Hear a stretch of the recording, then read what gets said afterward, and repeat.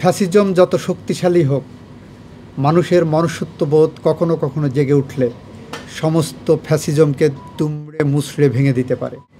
আবরার ফাহাদের মৃত্যু গোটা জাতির মূল্যবোধের শিকড়ে নাড়া দিয়েছে। রায়ে রাষ্ট্রপক্ষ হিসাবে আমরা সন্তুষ্ট। আমরা মনে করি এইটা আবরার ফাহাদের বাবা আমার ডান পাশে বসে আছেন, উনি ন্যায় বিচার পেয়েছেন, গোটা জাতি ন্যায় বিচার পেয়েছে এবং এই ধরনের রায়ের মধ্য দিয়ে একটি রাষ্ট্র এবং সমাজ ব্যবস্থায় ডিসিপ্লিন আনার জন্য, ন্যায় বিচার নিশ্চিত করার জন্য যে ধারণা, বিচার বিভাগের যে ধারণা, সেই ধারণাটা প্রতিষ্ঠিত হয়েছে আবারও। এই রায়ের মধ্য দিয়ে সমাজ বার্তা গেল যে আপনি যত শক্তিশালী হন না কেন, আপনার পিছনে যত শক্তিই থাকুক না কেন, সত্য একদিন প্রতিষ্ঠিত হবে এবং ন্যায় বিচার প্রতিষ্ঠিত হবে। উচ্চ আদালতের পর্যবেক্ষণ যেটা, সেটা ডিটেলস রায়ে আসবে।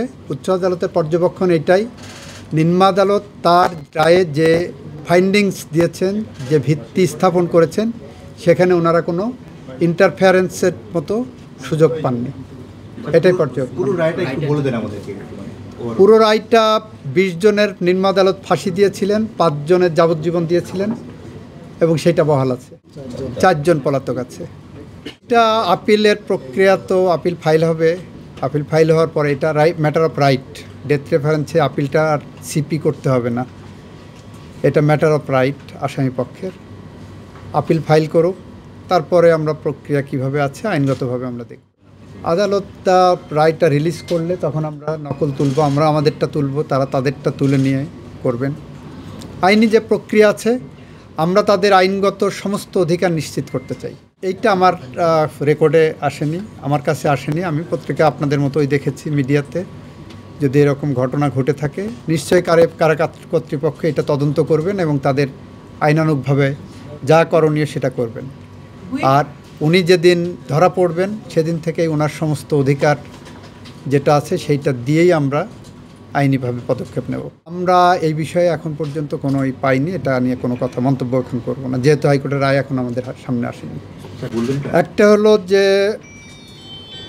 মাও সেতুংয়ের মতো যদি বলতে হয়, কোনো মৃত্যু থাই পাহাড়ের মতো ভারী, কোনো মৃত্যু পাখির পালকের মতো হালকা। আবরার ফাহাদের মৃত্যু আমাদের জাতীয় জীবনের থাই পাহাড়ের মতো ভারী হয়ে আছে। আবরার ফাহাদের মৃত্যু গোটা জাতির মূল্যবোধের শিকড়ে নাড়া দিয়েছে।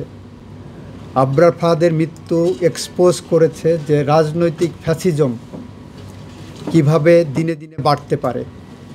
একই সাথে আবরার ফাহাদের মৃত্যু আমাদেরকে প্রতিষ্ঠা করে দিয়ে গেছে যে ফ্যাসিজম যত শক্তিশালী হোক, মানুষের মনুষ্যত্ববোধ কখনো কখনো জেগে উঠলে সমস্ত ফ্যাসিজমকে দুমড়ে মুচড়ে ভেঙে দিতে পারে। এবং সাধারণ জনগণের এই যে প্রতিক্রিয়া ছিল, সেই প্রতিক্রিয়ার কারণেই আবরার ফাহাদের এই হত্যাকাণ্ডের বিচার নিশ্চিত হয়েছে। আপনারাই বলবেন, আমি তো মনে করি আবরার ফাহাদের মৃত্যুর যে প্রতিক্রিয়া, সেই ঘটনার পরে শিক্ষা প্রতিষ্ঠানে এই বীভৎস চিত্র আর আমরা খুব বেশি দেখি নাই। তার আগে আপনারা দেখবেন রামদাও নিয়ে শিক্ষা প্রতিষ্ঠানের ভিতরে কোপানো হচ্ছে, এটা করা হচ্ছে, ওটা করছে। এখানে শিক্ষা প্রতিষ্ঠানের সহিংসতা ছিল, সেটা ফ্যাসিজমের যে বৈশিষ্ট্য, সেই বৈশিষ্ট্যগুলোর ওখানে প্রয়োগ। আপাতত মনে হবে যে সব ঠিকঠাক আছে, বাস্তবে এমনভাবে নিয়ন্ত্রণ করা হতো। আবরার ফাহাদের মৃত্যু সেই জায়গাটাকে একটা পজ দিয়ে গেছে। আবরার ফাহাদ তার জীবন দিয়ে এরকম অসংখ্য অগণিত আবরার ফাহাদের জীবন রক্ষা করে গেছে। আবরার ফাহাদের মৃত্যুর মধ্য দিয়ে বাংলাদেশের ছাত্র সমাজ, মেধাবী ছাত্র একটা নতুন জীবন পেয়েছে।